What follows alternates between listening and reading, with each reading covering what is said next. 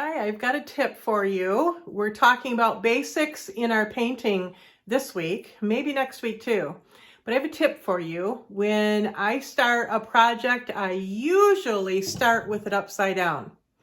Reason being, I don't like to mar the top surface. So let's say I'm doing an end table, I start with the underside, make sure that's all done, and then I flip it over and work on the body and then the top.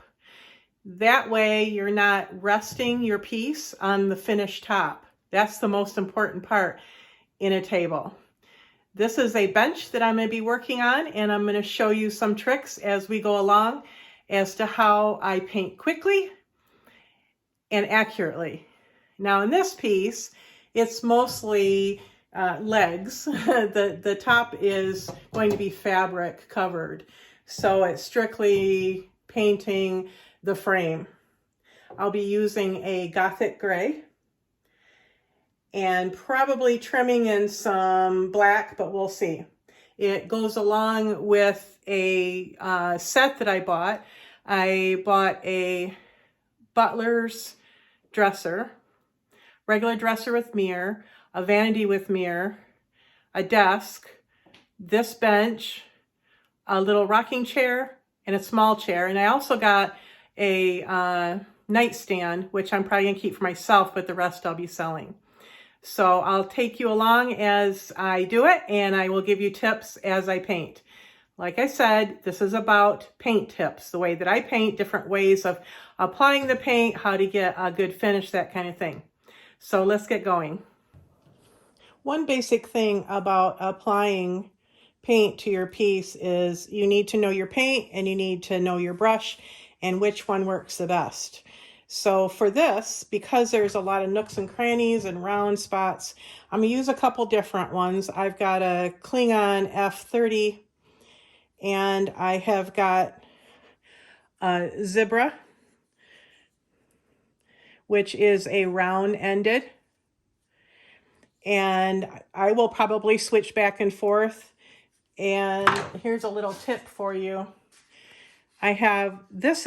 You would be familiar with this in the kitchen for holding ladles and knives and stir spoons. Well, I use this to hold my brushes in between using them.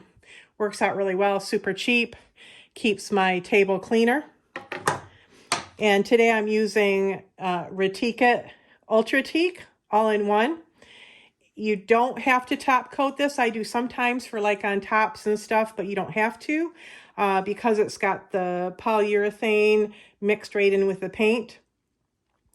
This is a pretty amazing product. This is the Gothic gray. This is the color I've been in love with lately, and I'm doing the entire set in the Gothic gray. Normally, I would say pour this into a plate or a little cup so you don't run the chance of your paint going bad because of something that is on your brush that gets into your paint. But I don't have a whole lot in here and I'm not going to worry about it. And I knew I was going to go through this one really quickly, so that was not an issue. But it's one of those do as I say, not as I do, because for the most part, it's a good idea to put your paint in a different cup. I am going to get a whole bunch of paint on my brush, and I'm just going to get the paint on there. I'm not going to worry about brush strokes or anything, not drips or anything. I'm just going to get the paint on there, and then I will deal with the rest after I get the paint on there. And I usually do paint the bottoms. Why not? Since I'm here, might as well. I like a complete finished product as much as possible. Some people don't paint undersides of things. Some people don't paint backs of dressers. I don't 100% of the time, but if it's going to make a difference on how the product looks as far as the painter went the extra mile, then I'm going to do that. Looks like this brush is going to do a pretty good job on its own. And just a tip, be careful because paint will flick. When you have lots of different surfaces like this, you're going to flick. So be careful, wear protective clothing. Another one of those, do as I say, not as I do, because I seldom do. I even paint my church clothes sometimes. It looks like this brush is going to do a pretty good job. I might not have to follow up with that other brush.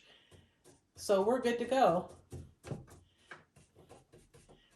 Now, some people ask me if I fix every imperfection, and honestly, I don't. I am starting to lean toward allowing the history to show, if that makes sense. These are antique pieces, so if there's a little chip or scratch, or like right here is a teeny little divot, I leave them in because it kind of tells the story of the piece. So I'm going to finish this up and then I will show you the result. And if you have any questions, let me know. You obviously don't want to wait too long before you do the wispy part, the part about smoothing it out. But if you've got a good paint that gives you decent open time, it's not going to be a problem. It's one thing I like about Ultra Teak, because it gives you time to do what you got to do. Okay, so I got the paint on there. Now I'm just going to go through and do my wispy, wispy, wispy that smooths it out. And the charm of doing this piece upside down is, your most important view is right side up, correct? So if you do it upside down and do your best to catch every nook and cranny while you're painting, when you turn it over, you're going to see the parts that you missed. Have you ever sold a piece to somebody and helped them load it into their car and then you saw a part on the bottom that you missed? This way, that's not going to happen. You're going to make sure that you got every part of that. Now with the legs, I like to finish going up. Just seems to turn out smoother that way. Now, since I'm going to be putting a second coat on tomorrow, most likely, I'm not going to wash out my brush. I like to use the same brush as I'm working on a project. So if I were to wash this, let it dry, I might not be able to use it in the morning because it might still be dry, or it might still be wet if I were to wash it out. So what I'm doing is I'm using my brush baggies. You could use just a regular baggie. I find these to be very useful. I got them on clearance a long time ago, so I'm still working through my 3 bags that I bought. But there's a hole in the bottom, which you could do in your own Ziploc baggie, and it just zips right up. And then I tend to roll it up as well and lay something on top of it to keep it tight. And then tomorrow it's good to go.